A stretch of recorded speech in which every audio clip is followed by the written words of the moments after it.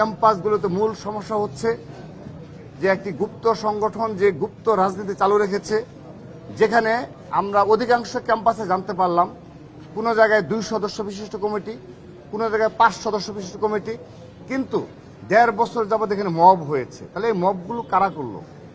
তো তারা সাধারণ শিক্ষার্থীর নামে এই মবগুলো করেছে এবং সেখানে ঐক্যবদ্ধভাবে 15 থেকে 20 জনের একটা ঐক্যবদ্ধ গ্রুপ এই মবগুলো করেছে।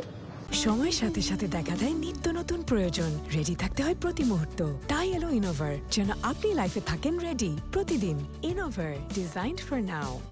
এবং নানাবিধভাবে ছাত্রদলকে হেনস্থা করা, তারা যেন ক্যাম্পাস থেকে বিতাড়িত হয়, কিংবা সাধারণ রিয়েল যারা জেনারেল স্টুডেন্ট তাদের সাথে যেন একটা বিভেদ তৈরি হয়, সে ধরনের কাজের জন্য যা করার প্রয়োজন সে ধরনের মব এবং পরিস্থিতি ক্রিয়েট করা হয়েছে ক্যাম্পাসগুলোতে। সে কারণে সকল শিক্ষা প্রতিষ্ঠান থেকে আমাদের দাবি এসেছে যে গুপ্ত রাজনীতি যদি বাংলাদেশে চলমান থাকে তাহলে এই সংকট নিরসন হবে না।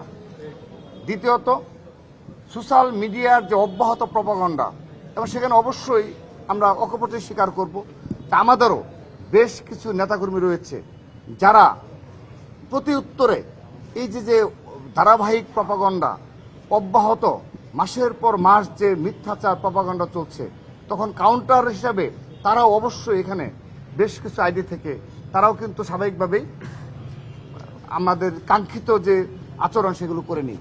আমরা তাদেরকে সতর্ক করেছি যে যতই প্রপাগান্ডা হোক না কেন, ষড়যন্ত্র হোক না কেন, কোনো ষড়যন্ত্রের ফাঁদে পা দেওয়া যাবে না।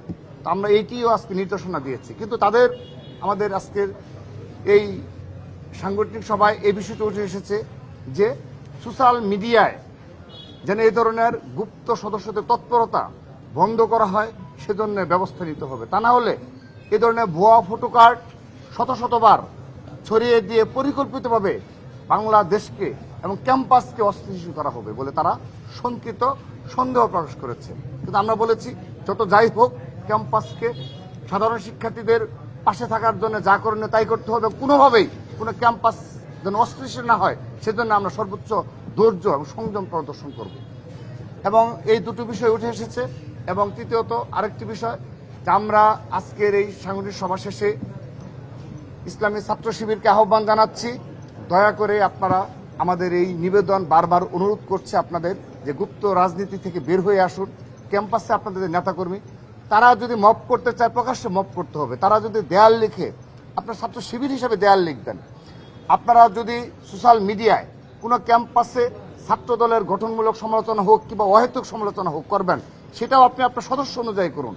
কিন্তু এগুলো না করে আপনারা গুপ্ত অবস্থায় যা ইচ্ছে তাই বলে যাবেন, যেভাবে ইচ্ছে ঐক্যবদ্ধভাবে মব করবেন, তারপর সোশ্যাল মিডিয়া প্রপাগান্ডা ছড়িয়ে একটি অস্থিতিশীল ক্যাম্পাস তৈরি করবেন। দয়া করে এই প্রক্রিয়া থেকে বের হয়ে আসুন।